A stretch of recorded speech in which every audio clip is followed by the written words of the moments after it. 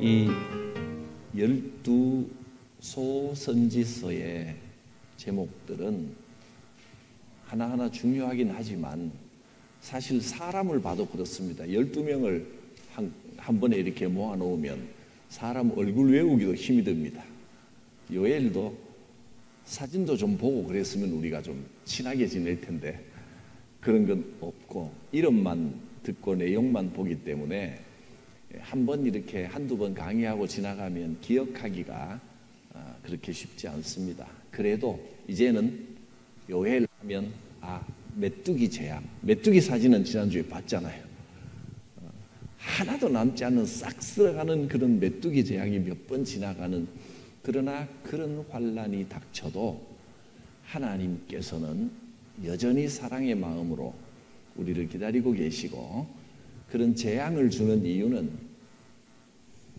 돌아오라는 겁니다. 깨닫고 깨어 울고 고난 중에 애통하고 뭐가 잘못됐는지를 돌아보고 다시 돌아오라는 겁니다.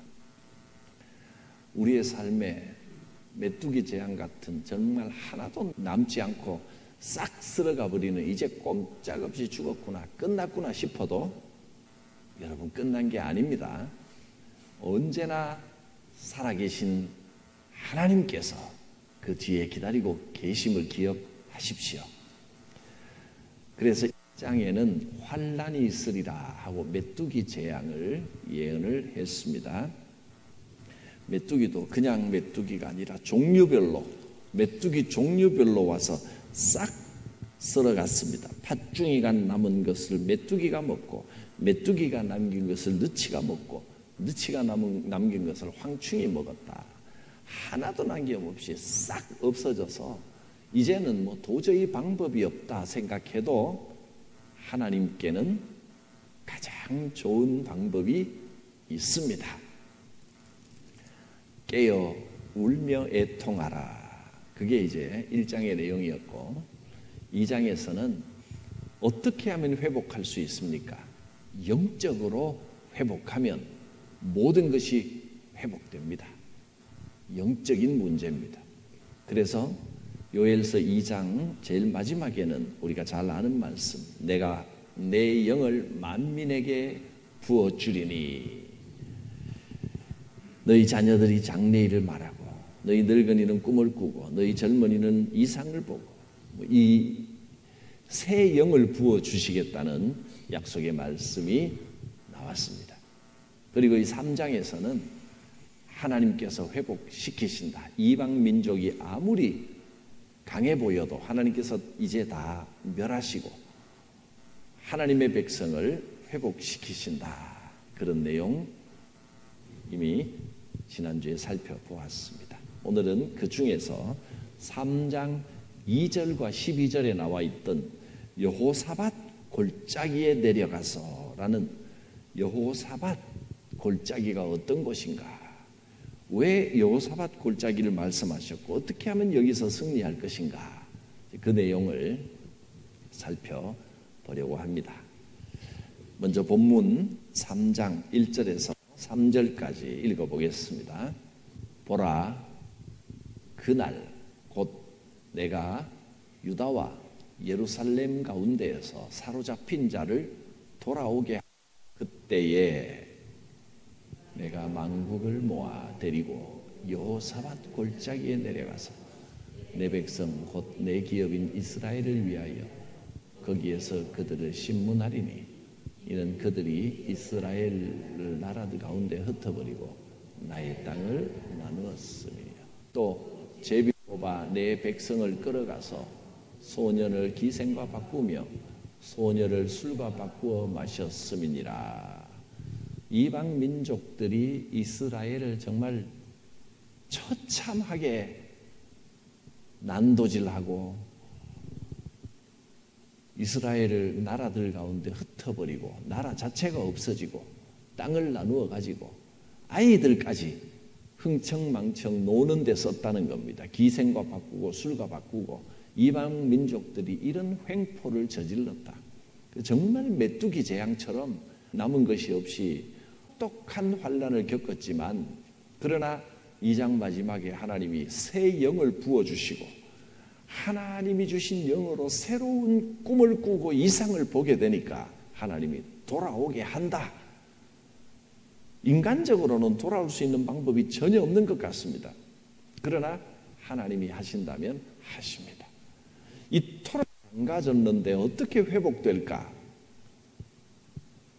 하나님은 하십니다. 중요한 것은 우리가 영적으로 회복하는 겁니다. 하나님이 새 영을 부어 주십니다. 그러면 반드시 회복됩니다. 자료에 있는 내용을 보겠습니다. 3장 2절과 11절 여호사밧 골짜기인데 같이 한번 첫 줄을 읽겠습니다. 여호사밧 골짜기에서 심판하시고 승리하게 하신다. 여호사밧 골짜기에서 하나님이 이방 민족들, 지금은 이방 민족들이라고 표현되어 있지만 우리 상황으로 보면 이 환난들, 이 어려움들, 이것을 심판하시고 심문하신다. 옳고 그름을 따져서 다 쫓아버리신다. 그런 뜻입니다. 그래서 이 여호사밧 골짜기에서 승리하게 하십니다. 그러므로 3장 10절의 내용 또 자료대로 읽겠습니다. 시작. 하나님께서 회복시키시고 승리를 주신다. 전쟁을 준비하고 힘을 내라. 이 문장은 그냥 제가 정리한 겁니다. 이런 내용이라는 겁니다. 3장 10절을 한번 보면 이렇게 말했습니다. 보습을 쳐서 칼을 만들지어다. 보습 또 낫을 쳐서 창을 만들지어다. 보습과 낫은 일하는 데 쓰는 도구입니다. 그러니까 이 평화를 말하는 게 아니고 보통은 이제 보습이나 낫이나 호미는 평화로운 시대를 상징할 수 있지만 지금은 이방 민족에게 끌려가서 종으로 일만 하고 있던 백성들을 말하는 겁니다.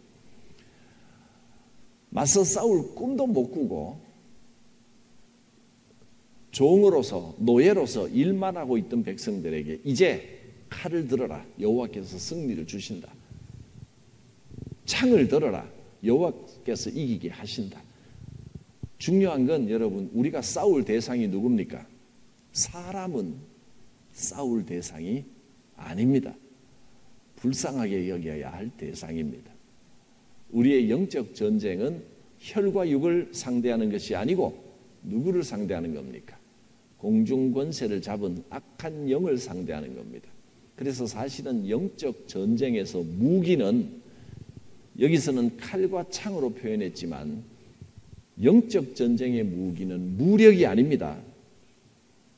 어떻게 하면 회복된다 했습니까? 이스라엘이 이방 민족과 아무리 맞서 싸워도 칼과 창으로 전에는 싸웠지만 이길 수가 없었습니다. 그러나 새로운 영을 받았을 때, 주의 영이 임하셨을 때 승리했습니다. 승리는 영적인 데 있는 것입니다. 전쟁을 준비하고 힘을 내라. 이 말씀은 영적인 무장을 하는 말씀을 듣겠습니다. 에베소서 6장에 보면 여러 가지 전신갑주 무기 중에 공격 무기가 하나 있었죠. 유일한 공격 무기 기억나십니까? 다 방어하고 막고 수비하는 것이었는데 방패, 호심경, 투구, 신발 뭐 등등이었는데 공격 무기는 뭐가 있었나요? 칼입니다. 칼, 검. 칼 중에는 도가 있고 검이 있죠. 도는 한쪽에만 날이 서 있는 걸 도라고 부릅니다. 검은 양날이 서 있습니다. 어느 쪽으로 휘둘러도 휙휙 날카롭게 베어집니다. 찌르기도 합니다. 도는 주로 써는데 쓰는 것이지만 칼은 찌르고 베고 휘두르면 휙휙 적군들이 나가 떨어지는 강력한 무기입니다. 양날에 날이 선 검. 그 검이 무엇이라고요? 말씀입니다. 말씀이 우리의 강력한 무기가 됩니다. 그래서 우리가 이렇게 열심히 무기를 지금 갈고 닦는 겁니다. 말씀을 들으면, 믿음은 들음에서 난다고 했는데 이 들으면, 여러분 늘 말씀드리지만 나는 들었는데 지난 시간에 들은 것도 또 기억이 가물가물하고 문 만났으면 머리가 하얘지고 하나도 생각이 안 나고 그런 거 걱정하지 마세요. 남아 있습니다. 인간의 기억은요, 뇌가 어마어마합니다. 뇌의 일부분밖에 사용을 못하고요. 우리가 어릴 때부터 여러분이 경험하고 들었던 것 전부 뇌에 저장되어 있습니다. 그런데 왜 생각이 안 나요? 무의식에 가라앉아 있기 때문에 그렇습니다. 무의식이 남극, 북극의 빙하처럼 사람의 의식은 이렇게 되어 있습니다. 이렇게. 의식은 요만큼입니다. 무의식 속에 다 들어있지, 뇌는 우리가 한번 보고 들은 것은 사라지는 법이 없습니다. 다 저장되어 있습니다. 단 끄집어 올리질 못합니다. 나이가 들면 이게 점점 줄어들기 때문에, 그래서 기억이 잘 안 나고 잘 가라앉습니다. 듣자마자 쑥 가라앉아 버립니다. 근데요, 꿈을 꾸면 깨끗하게 잊어버렸던 것 같은 것들도 꿈에 막 나타나잖아요. 그리고 한 번도 본 적이 없는 이상한 일들도 꿈에 막 나타나죠. 꿈이 뭐냐 하면, 꿈이 사람이 잠을 자면요, 뇌가 편안해집니다. 편안한 광선이 나오기 때문에 뇌의 활동이, 물론 이제 그 깨어있을 때처럼 막 활동하는 건 아니지만, 근데 뇌의 능력이 상승하기 때문에 무의식 중에 있던 것들이 내 의지가 아니고 지 마음대로 위로 올라갔다 내려왔다 막 하는 겁니다. 그러니까 여러분이 꿈꾸는 게 전부 실제로 경험한 것이나 앞으로 일어날 일이라고는 착각하지 마세요. 옛날에 소설에서 읽었던 거, 만화에서 봤던 거, 그게 사실인지 또 허구인지 막 섞여가지고 왔다 갔다 하는 겁니다. 이거는 심리학에서 과학적으로 증명이 된 겁니다. 19세기에 프로이트라는 대심리학자가 정신분석학을 하면서 무의식의 세계를 발견을 했습니다. 아, 사람에게는 무의식이라는 게 있구나. 이걸 발견을 한, 거기에 대해 정신분석에 대해서 길게 이야기할 건 아니지만 다 남아 있습니다. 그러니까 듣는 게 중요합니다. 그리고 지금 감동받았으면요, 언젠가 그 감동의 효과가 나타납니다. 공부할 때 자꾸 애써 기억하려고 너무 부담스러워하지는 마시기 바랍니다. 그렇다고 기억하지 마시라는 뜻은 아닙니다. 편안하게 들으시라는 겁니다. 그리고 제가 막 열심히 적는 거를 굳이 적지 말고 눈 마주치면서 그냥 적어봐야 그거 잘 보지도 않습니다라고 하는 이야기도, 적는 게 나쁘니까 적지 마세요라는 뜻이 아닙니다. 굳이 안 볼 거는 굳이 안 적어도 됩니다라는 뜻입니다. 어떤 분은 이제 보려고 적는 게 아니라, 목사님 내가 졸려서 적는 거예요, 그런 분도 있더라고. 졸지 않으려고. 그러면 적으십시오. 적어야 졸지 않는다면 어떤 방법이든 간에 부담 갖지 말고 공부하시라는 겁니다. 그리고 예배 드리는 것도 부담이 없어야 됩니다. 예배는 의무나 책임이 아닙니다. 즐거운 영적인 잔치입니다. 예배를 통해서 제일 중요한 건 영이 회복돼야 됩니다. 그래서 의무적으로 억지로 나와가지고 피곤하고 힘든데 혹 이제 예배 시간에 마음은 좋은데 일단 자리에 앉으니까 히타도 틀어지고 떳떳하니까 앉자마자 주무시는 분도 있습니다. 그게 매번 반복되면 좀 심각합니다. 습관이 됩니다. 습관은 훈련으로 다듬어야 됩니다. 근데 어쩌다가 한번 졸면요, 나갈 때 보면 압니다. 눈을 못 마주치고 이러시고 나가시는 분은 내가 조는 걸 들켰나 하고 목사님 얼굴을 못 보겠다. 근데 저는 솔직히 저렇게 피곤하신데도 와서 앉아 계시는구나 하고 감사하는 마음이 더 크니까 그런 마음은 절대 가지시지 않으셔도 됩니다. 한두 번 그럴 수 있습니다. 사람이 자기 육신 마음대로 통제하고 다 이길 수 있다면 얼마나 좋겠습니까만은 그럴 수 없습니다. 좋을 수도 있다.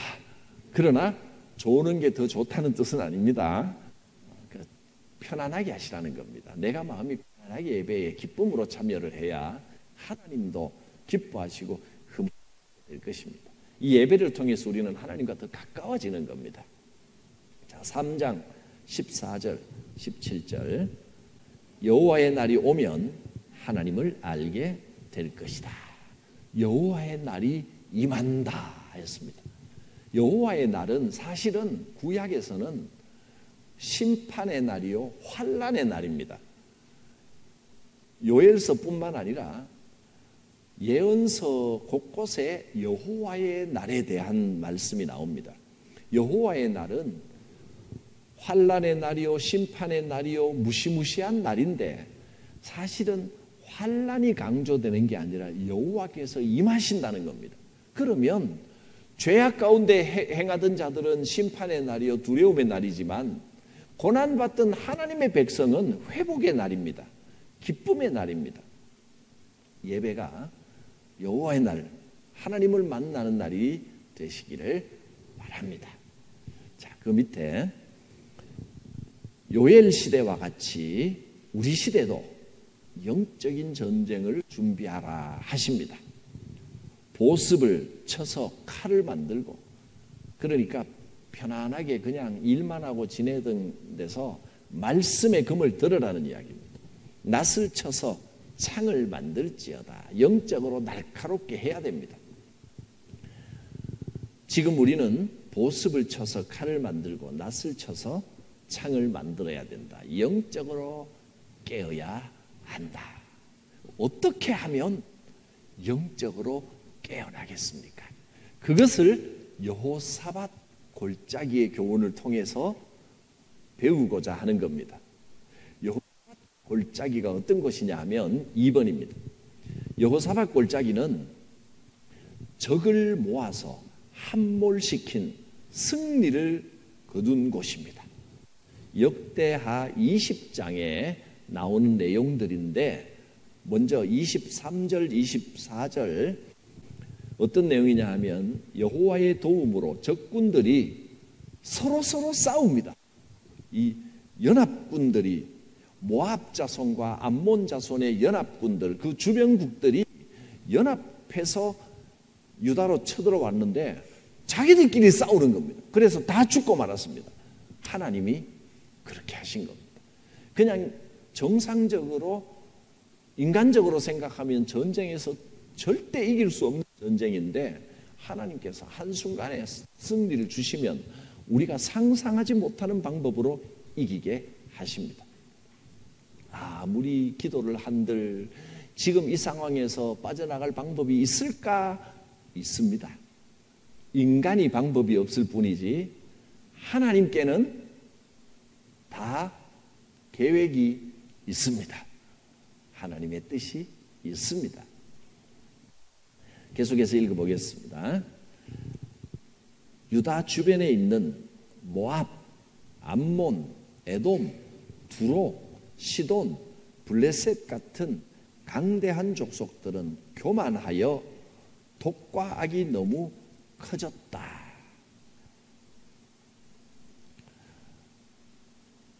그래서 하나님의 심판을 피할 수 없다. 세상의 악한 자들이 아무리 강성하고 하나님의 백성들이 아무리 약해 보여도 하나님께서 백성들에게 성령을 부어주시면 반드시 승리한다. 할렐루야. 성령을 받으십시오. 하나님의 영은 구약시대에도 지금도 우리와 함께 하시고, 더 놀라운 것은 구약시대에는 특별한 경우, 특수한 경우만 하나님의 영이 임하셨는데 이제 예수님이 오시고 신약시대가 열리고 예수님이 내가 올라가고 나면, 내가 승천하고 나면 이제는 또 다른 보혜사가 너희에게 임하신다. 성령이 오셔서 보편적으로 누구에게나 임하십니다. 구약시대의 보혜사는 성부 하나님이 하나님의 영으로 직접 임하시든지 아니면 사자를 보내셨습니다. 구약시대 보혜사는 성부 하나님이셨습니다. 때로 음성을 들려주시기도 하고 그때는 특별한 몇 사람에게 임하셨는데 예수님이 오시고는 육신으로 우리 가운데 오셔서 누가 보혜사예요? 예수님이 보혜사였습니다. 우리 곁에서 도우십니다. 그런데 인간의 몸을 입고 오셨기 때문에 공간적으로 시간적으로 한정된 곳에서 한정된 사람들에게만 보혜사가 되셨습니다. 그런데 예수님이 올라가시면서 이제 하나님께서 원래 계획하셨던 뜻이 만방에 실현된 겁니다. 또 또 다른 보혜사가 오셔서 이제는 누구든지 하나님을 자기가 있는 삶 가운데서 만날 수 있고 어디든지 성전이 되는 겁니다. 하나님께서 성전을 굉장히 중요시 여기셨습니다. 출애굽기에 보면 출애굽기가 이제 지금 금요일 날 출애굽기를 하고 있는데 출애굽기의 내용을 보면 모세 어린 시절과 애굽을 탈출하는 데까지가 한 덩어리, 그 출애굽기에 크게 세 덩어리로 되어 있습니다. 탈출하는 데까지가 한 덩어리, 10가지 재앙이 있고 뭐 그래서 그 다음에 뭐가 나옵니까?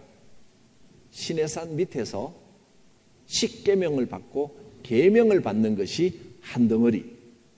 그 다음에 성막을 만드는 것이 한 덩어리. 그래서 출애굽기가 끝납니다. 그 다음에 광야 생활은 이제 민수기를 통해서 우리에게 알려주시고 율법을 상세하게 어떤 의미가 있고 어떻게 해야 되고 규정처럼 알려주신 건 레위기고, 그래서 출애굽기는 크게 세 덩어리로 되어 있습니다. 출애굽기가 그야말로 애굽을 나오는 출애굽 내용, 모세의 어린 시절부터 출애굽의 역사, 출애굽의 내용, 출애굽의 역사가 한 덩어리. 그 다음에 계명, 하나님의 계명, 율법을 주십니다. 율법이 한 덩어리. 그래서 이 율법을 주시는 뜻은 하나님이 무엇을 원하시느냐 하는 겁니다. 하나님은 율법을 보여주시면서 너희는 거룩하라, 이걸 가르쳐 주십니다. 너희는 거룩해야 될 백성들이다. 그리고 성막을 만들고 그 성막에 하나님께서 임재하시는 내용이 한 덩어리. 성막은 뭐냐면 하나님께서 너희와 함께 하신다, 임마누엘 하나님이시다. 하나님은 너희 백성들 가운데 임재하시는 하나님이시다, 이걸 보여주시는 겁니다. 이 출애굽기의 내용입니다. 그만큼 하나님께서는 우리의 삶의 거룩함도 귀하게 여기시지만 성막을 굉장히 귀하게 여기십니다. 이제는 솔로몬 시대로 가면서 성막을 만든 것은 출애굽 때는 이동을 해야 되기 때문에 성막이었지만 다윗 솔로몬 시대 이후로는 이제 이동하지 않기 때문에, 정착을 했기 때문에 성전으로 바뀌었습니다. 이 성전이 하나님께서 그렇게 귀하게 여기고 중요하게 여기신 이 성전이 이방 민족에 의해서, 바벨론에 의해서 완전히 무너져 버립니다. 완전히 없어져 버립니다. 이스라엘 백성들이 포로에서 돌아와서 성전을 또 짓고 또 세우고 눈물을 흘리면서 새로 성전을 지었는데 그것이 나중에 예수님 시대 이후로 티투스 장군이 AD 70년에 또 무너집니다. 솔로몬의 성전도 무너지고 다 무너지고 난 다음에 새롭게 지은 스룹바벨의 성전도 무너지고, 이 스룹바벨의 성전은 나중에 헤롯 왕이 백성들에게 잘 보이려고 대대적으로 리모델링을 합니다. 뼈대만 남겨놓고 막 엄청나게 리모델링을 높이 올리고 거기다가 막 그 금도금을 하고 막 기둥 하나를 엄청나게 세우고 확장 리모델링을 어마어마하게 해서 예수님 당시의 성전은 굉장히 이 스룹바벨 시대 성전하고는 비교가 안 될 만큼 리모델링이 됩니다. 헤롯 왕이 왜 그렇게 성전을 리모델링 했냐 하면 헤롯 왕이 정통 왕이 아니잖아요. 이두메 출신. 왕의 정통성이 없기 때문에 백성들에게 잘 보여야 됩니다. 로마에 잘 보여서 왕이 된 사람이기 때문에 백성들에게 잘 보이려고 이 스룹바벨 성전을 리모델링을 해서 솔로몬 성전이 제1성전, 스룹바벨 성전이 제2성전, 헤롯 성전은 2.5성전. 어마어마하게 리모델링을 해서 성전. 근데 이 성전마저도 AD 70년에 완전히 무너져 버립니다. 돌 위에 돌 하나도 남지 않고 무너지리라 예수님 예언대로 무너져 버립니다. 하나님께서는 이렇게 중요하게 귀하게 여기셨던 성전을 왜 무너뜨리셨을까요? 성령의 시대가 열리면 성전이 필요 없다. 너희가 성전에 얽매이면 성령을, 새 영을, 하나님의 영을 이해를 못한다. 성전을 완전히 무너뜨려 버리신 겁니다. 하나님의 뜻이 있습니다. 근데 유대인들은 예수님을 인정하지 않잖아요. 성령을 인정하지 않습니다. 그러다 보니까 아직도 성전에 목을 맵니다. 그러면 1성전이 무너지고 2성전이 세워졌는데 2성전이 무너졌으면 그 다음에는 3성전을 지어야지. 제3성전을 준비하고 있습니다. 제3성전이라는 말이 유대인에게 왜 그렇게 중요하냐면 유대인들은요, 제3성전이 완성되는 날이 하나님의 나라가 이 땅에 임하는 날이라고 믿습니다. 그래서 유대인들은 비밀리에, 제가 전에 민수기를 강의하면서 이 내용을 자료와 함께 상세히 보여드렸습니다. 제3성전을 짓기 위하여 유대인들이 비밀리에, 어딘지는 아무도 모릅니다. 유대인들 그것도 지도자들이 누군지 모릅니다. 정치 지도자들 말고 유대인들의 핵심 지도자들이 계속해서 비밀리에 성전 기물들을 다 만들어서 준비를 다 해놨습니다. 기술이 없습니까? 돈이 없습니까? 전 세계 돈 제일 많은 사람들이 유대인들인데 시작하면 순식간에 제3정 성전 지어버립니다. 근데 왜 안 짓고 있을까요?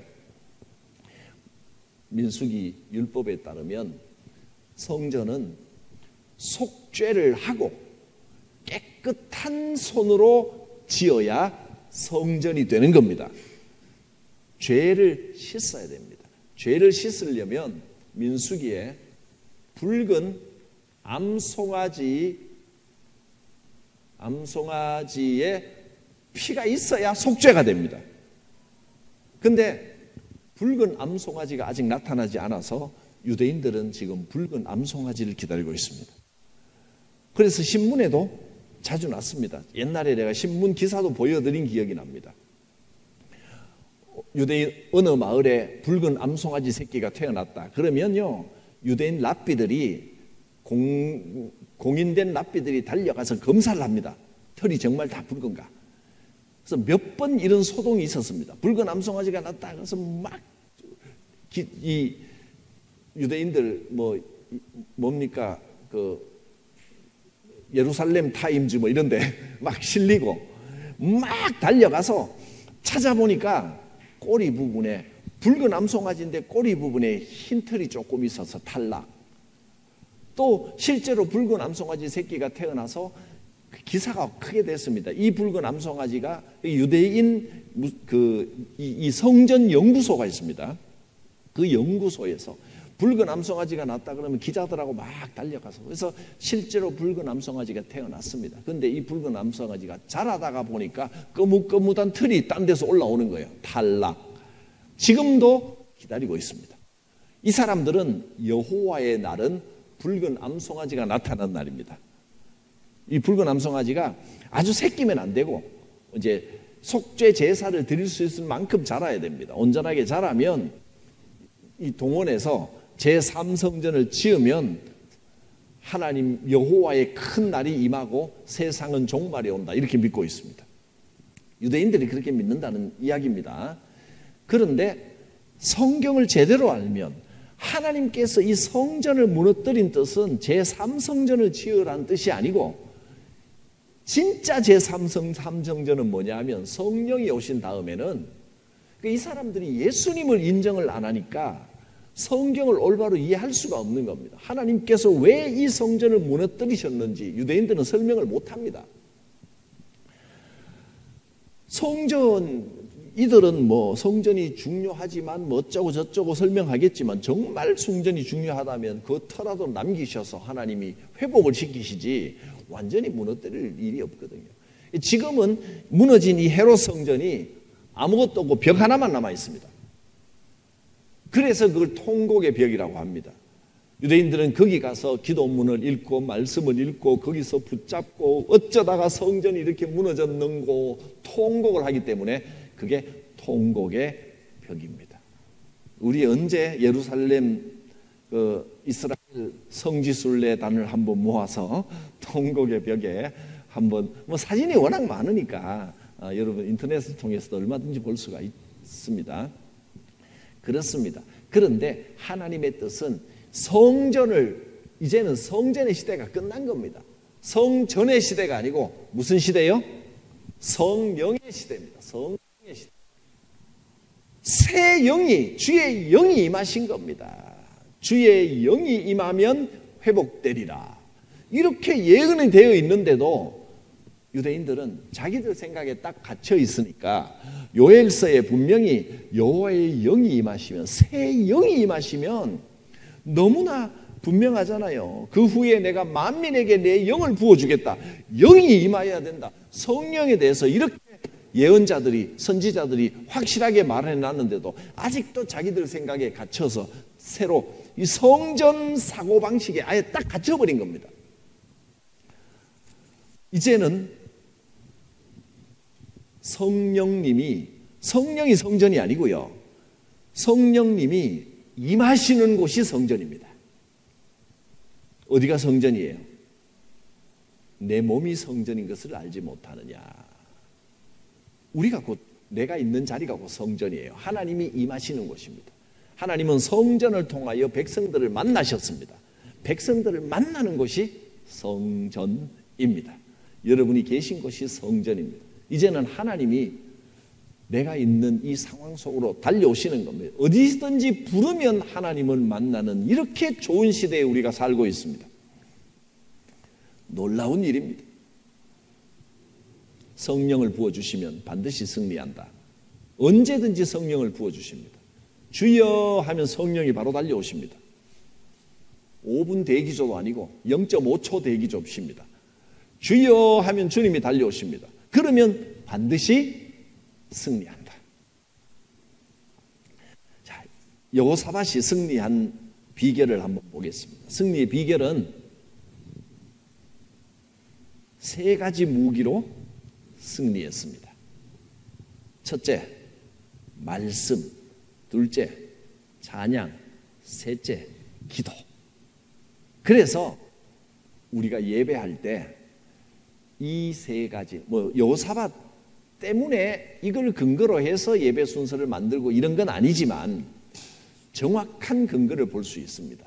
우리가 드리는 예배는 주로 말씀과 찬양과 기도로 구성이 되어 있습니다. 제일 중요한 핵심 순서들입니다.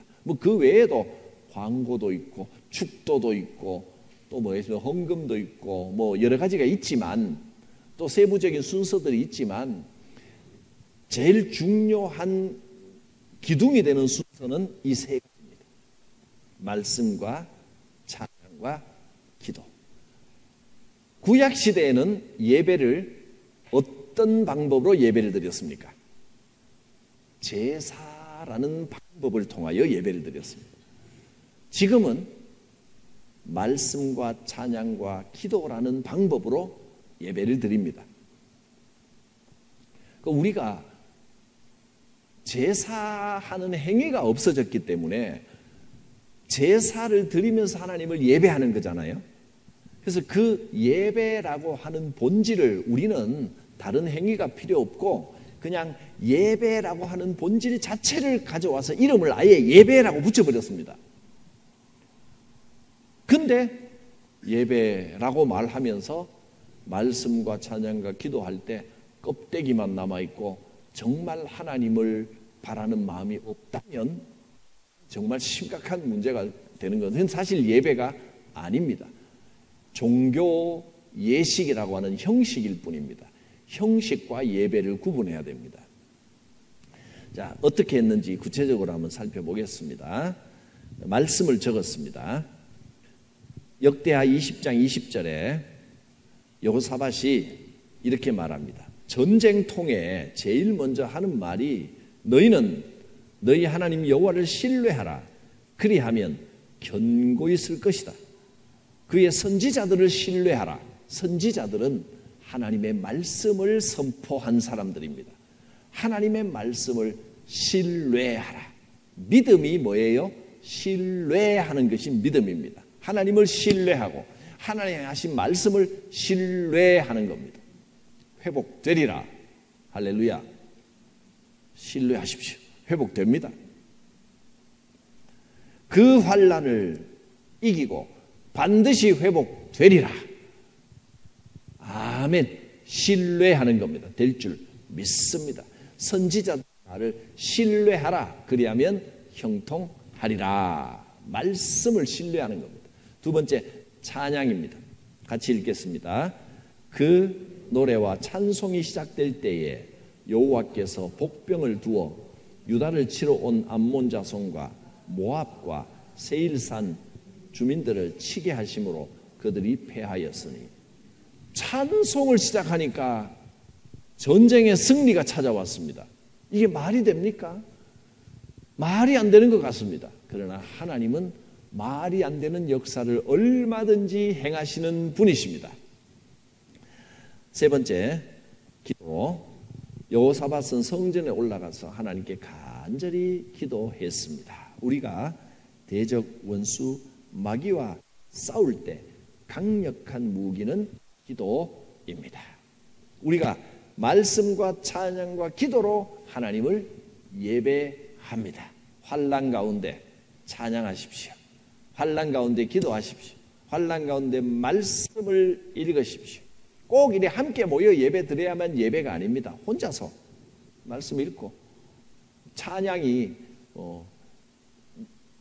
멜로디로 찬양하면 좋은데 이제 멜로디가 상당히 부담스러우신 분도 있습니다. 내 입에서 나오는 멜로디는 멜로디로 내뱉었는데 멜로디가 안 되는 경우가 있습니다. 그럴 때는 마음의 멜로디도 좋습니다. 시편도 좋습니다. 하나님 영광 받으소서. 하나님을 높여드리는 것이 찬양입니다. 또 기도를 하는 겁니다. 이렇게 예배가 새 영을 부어주시는 영적인 잔치가 돼야 됩니다. 우리가 예배라고 부르지만 여러분 잘 구분하십시오.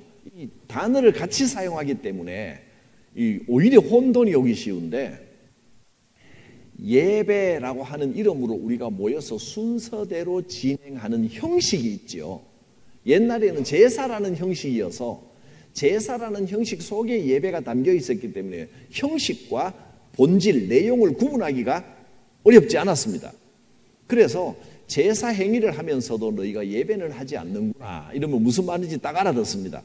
근데 지금은 예배라는 이름으로 형식을 구성을 했습니다. 그래서 모여서 제사와는 다른 방식으로 하나님을 예배하는데, 너희가 예배를 하면서 예배를 하지 않는구나 이러면 무슨 말인지가 좀 어려우시죠. 그거는 예배라는 형식을 말하는 것이고, 본질은 하나님을 올려드리는 진짜 예배가 있어야 합니다. 진짜 예배는요,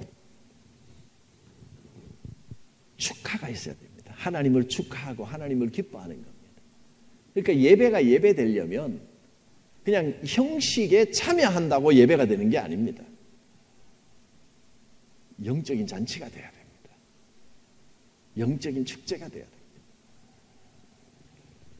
그래서 사실은 우리가 11월 첫 주에 우리 청년부에서 참 청년들이 역시 저도 좀 반짝반짝한 머리가 있다고 생각했는데, 청년들이 하는 거 보니까 야, 나 정말 늙어가는구나 비교가 되더라고요.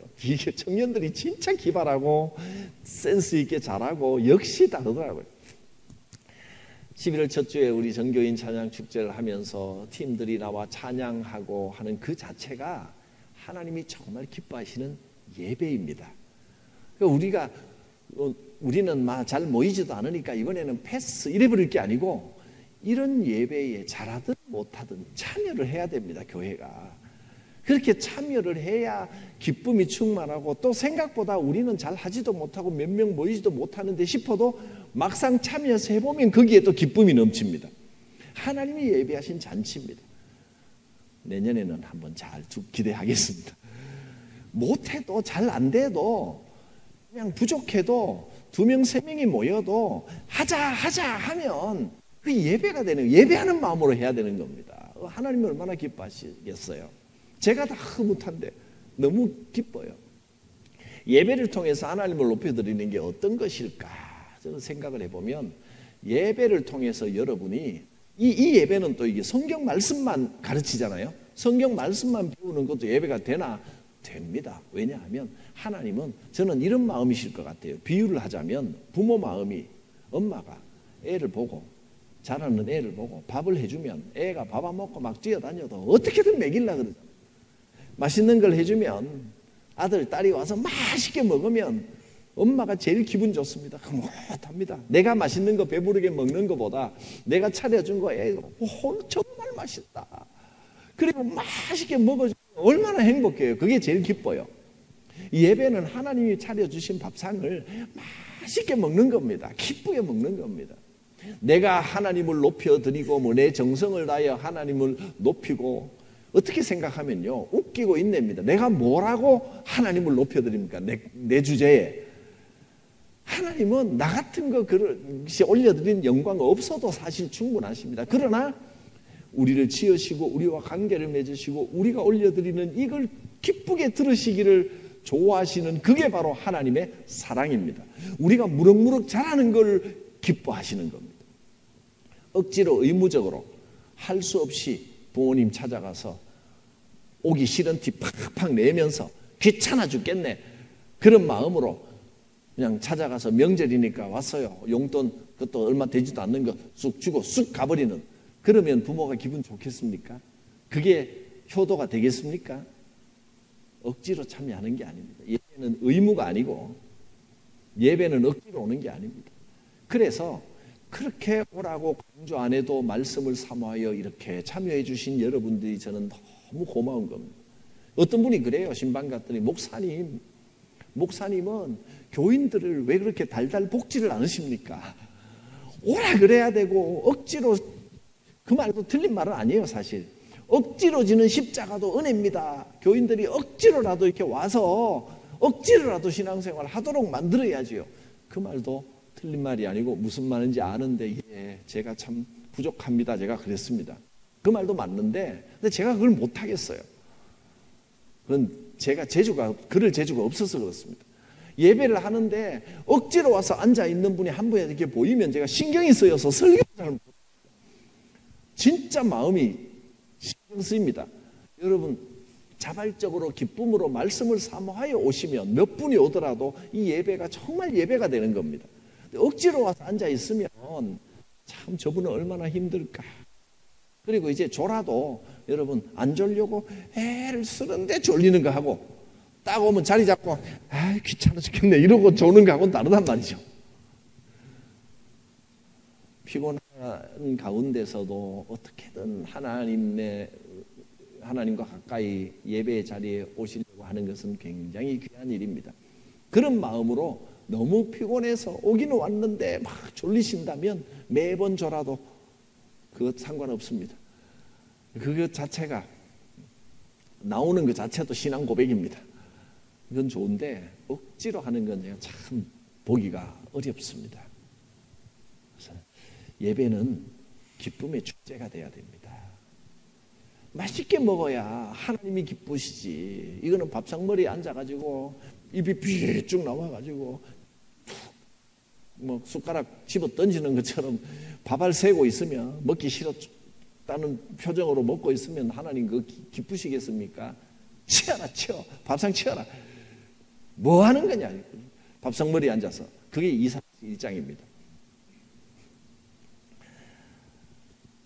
여호사밧은 전쟁에서 실제로 예배로 승리했습니다. 실제로 여러분의 삶에서 승리가 있을 것입니다. 제가요 억지로 예배에 나오세요 하지 않는다고 해서 나오신 분을 기뻐하지 않는 게 아닙니다. 나오세요 말 안 했는데 나와 있으면 진짜 한 분만 더 나와도 99마리보다 한 마리 양이 더 기쁜 것처럼 제 속으로 너무 기쁩니다. 믿지 않는 사람을 전도하는 것도 중요하지만 저는 믿는 분들, 교인들도 전도해야 된다고 생각해요. 예배를 기뻐하는 분이 돼야 하나님께서 원하시는 보이지 않는 교회의 진정한 일원이 되는 겁니다. 자, 여호사밧이 어떻게 이제 승리했는지 역대하를 통해서 살펴보겠습니다.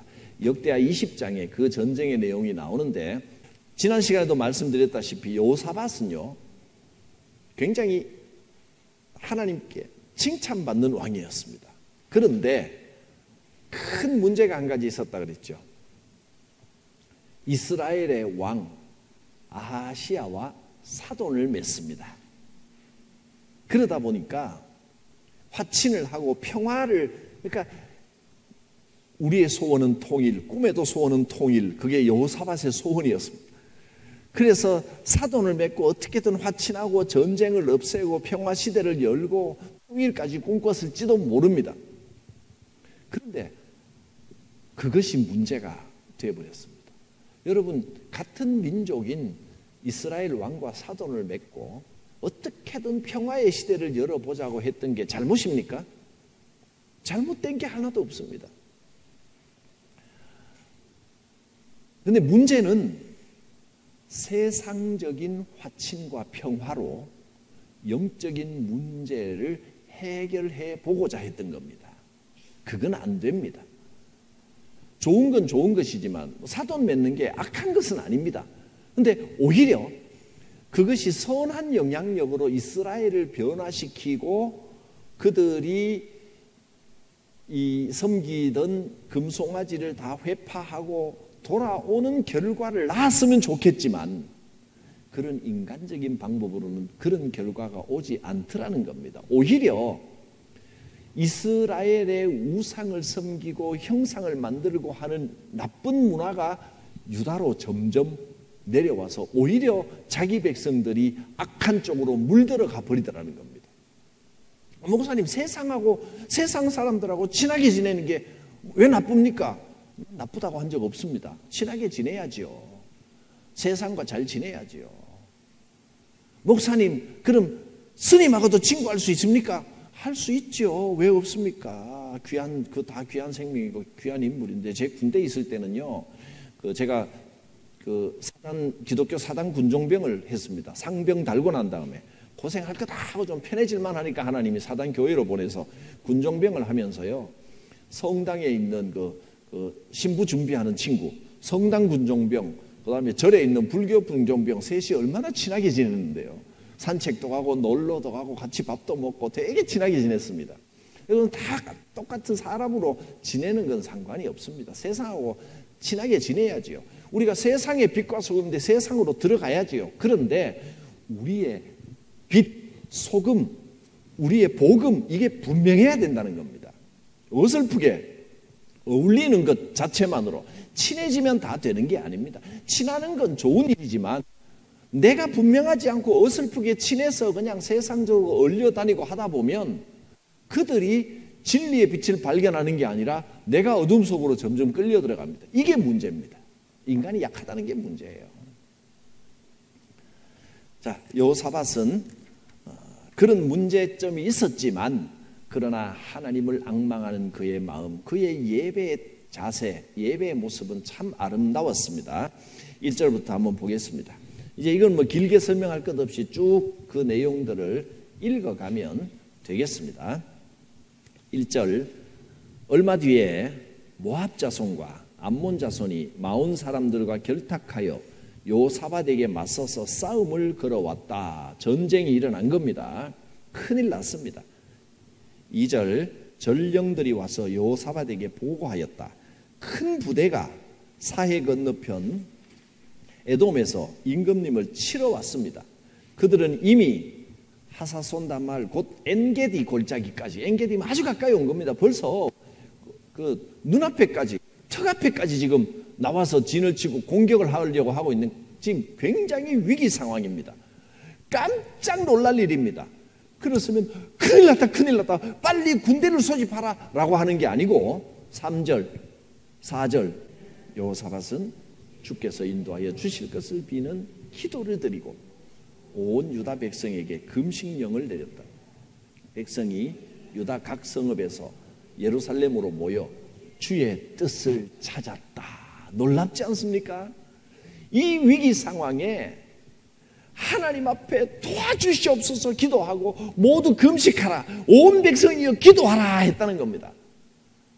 그리고 온 백성이 예루살렘에 모여서 오 주님 우리를 구하여 주시옵소서 하나님을 찾았다는 겁니다. 놀라지도 않으시네. 이 놀라운 일입니다. 5절 여호사밧이 주의 성전 셋들 앞에 모인 유다와 예루살렘 회중 가운데 서서 이렇게 공개적으로 큰 소리로 백성들 앞에 대표 기도를 합니다. 주 우리 조상의 하나님, 주는 하늘에 계시는 하나님이 아니십니까? 세계 만민의 모든 나라를 다스리시는 분이 아니십니까? 권세와 능력이 주께 있으니 아무도 주께 맞설 사람이 없습니다. 우리 하나님 주께서는 전에 이 땅에 사는 사람들을 주의 백성 이스라엘 앞에서 쫓아내시고 그 땅을 주의 벗 아브라함의 자손에게 길이 주신 분이 아니십니까? 그래서 우리는 이 땅에 살면서 주의 이름을 빛내려고 한 성소를 지어 바치고 이렇게 다짐한 바 있습니다. 전쟁이나 전염병이나 기근과 같은 재난이 닥쳐온다면 하나님 앞 곧 주의 이름을 빛내는 이 성전 앞에 모여서서 재난 가운데서 주께 부르짖겠고 그러면 주께서 들으시고 구원하여 주실 것이다 하고 말하였습니다. 이제 보십시오. 암몬 자손과 모압 자손과 세일산에 사는 사람들이 우리를 저렇게 공격하여 왔습니다. 옛적에 이스라엘이 이집트에서 나올 때에 주께서는 이스라엘이 그들의 땅으로 들어가는 것을 허락하지 않으셨습니다. 그리하여 우리 조상은 그들을 멸망시키지 않고 돌아와야만 했습니다. 그런데 이제 그들이 우리에게 안갚음을 하는 것을 보십시오. 주께서 우리에게 유산으로 주신 주의 땅에서 우리를 쫓아내려고 하고 있습니다. 이제 기도의 마지막은 여러분이 함께 12절 읽어주십시오. 우리 편을 드시는 하나님, 그들에게 벌을 내리지 않으시렵니까? 우리를 치러 온 저 큰 대군을 대적할 능력이 우리에게는 없고 어찌할 바도 알지 못하고 이렇게 주님만 바라보고 있을 뿐입니다. 우리를 치러 온 저 큰 환난이, 저 큰 문제가 우리에게는 해결할 능력, 대적할 능력도 없고 어찌할 바도 알지 못하고 주여 이렇게 주님만 바라보고 있습니다. 그리고 13절 유다 모든 백성은 아녀자들까지도 모두 주 앞에 나와 서 있었다. 빠짐없이 하나님 앞에 나와서 주님의 도움을 구하는 겁니다. 14절 여호와의 영이 회중 가운데서 레위 사람 아시엘에게 임하셨으니 갑자기 여호와의 영이 한 사람에게 레위 족속 거룩한 족속 한 사람에게 임했습니다. 그는 아삽 자손 마따냐의 현손이요 여이엘의 정손이요 브나야의 손자요 스가라의 아들이더라. 야하시엘이 이르되 온 유다와 예루살렘 주민과 여호사밧 왕이여 들을지어다. 이제 여호와의 말씀이 야하시엘을 통하여 선포되는 겁니다. 여호와께서 이같이 너희에게 말씀하시기를 너희는 이 큰 무리로 말미암아 두려워하거나 놀라지 말라. 이 전쟁은 너희에게 속한 것이 아니요 하나님께 속한 것이니라. 할렐루야. 여러분 큰 환난으로 인하여 두려워하거나 놀라지 마십시오. 그 환난, 그 전쟁은 여러분께 속한 것이 아니라 하나님께 속한 것입니다. 너희는 내일 그들을 마주하여 내려가라. 적군은 시스 고개로 올라올 것이다. 여로엘 들 맞은편에서 너희가 그들을 만날 것이다. 이제 계획을 다 말씀해 주십니다. 이 전쟁에서는 너희가 싸울 것이 없다. 너희는 대열만 정비하고 굳게 서서 나 주가 너희에게 승리를 가져다 주는 것을 보아라. 유다와 예루살렘아 너희는 두려워하지 말아라. 겁내지 말아라. 내일 적들을 맞아 싸우러 나가라. 나 주가 너희와 함께 있겠다. 할렐루야. 이 말씀이 여러분 한 분 한 분의 말씀이 되시기 바랍니다. 이 전쟁에서 여러분이 싸울 것이 없습니다.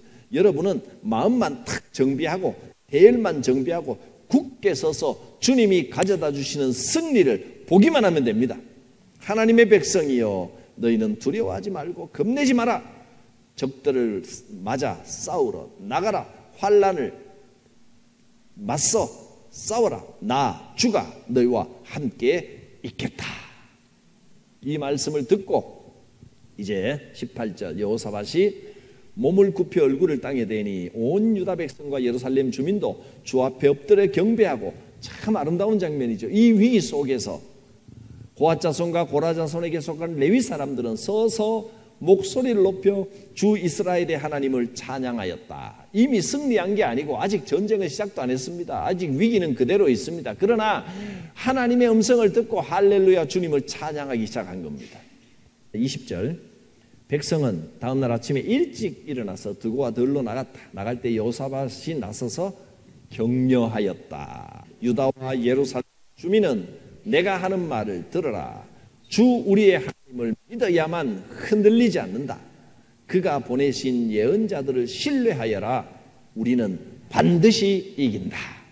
여호사밧은 백성들과 의논한 다음에 노래하는 사람들을 뽑아 거룩한 예복을 입히고 군대 앞에서 행진하게 하였다. 여호사밧이 백성들하고 의논하고 작전을 짜는 게 아니고 제일 먼저 노래하는 사람들을 뽑아서 찬양하게 했다는 겁니다. 이걸 보면 찬양이 우리 마음으로도 영어로도 찬양할 수 있지만 하나님은 멜로디로 올려드리는, 음악으로 드리는 찬양을 기뻐하신다는 것을 알 수 있습니다. 노래하는 사람들이 주께 감사하여라. 그의 인자심이 영원하면서 주를 찬양하였다. 노래하는 사람들이 그렇게 노래를 부르니 주께서 복병을 시켜서 유다를 치러 온 암몬 자손과 모압 자손과 세일산에서 온 사람들을 치게 하셔서 그들을 대파하셨다. 여러분, 찬양의 내용도 나와 있습니다. 주께 감사하여라. 주의 인자하심은 영원하다. 우리가 무슨 일을 만나도 주님 인자하시다. 좋은 것을 반드시 주신다. 할렐루야. 기도합니다.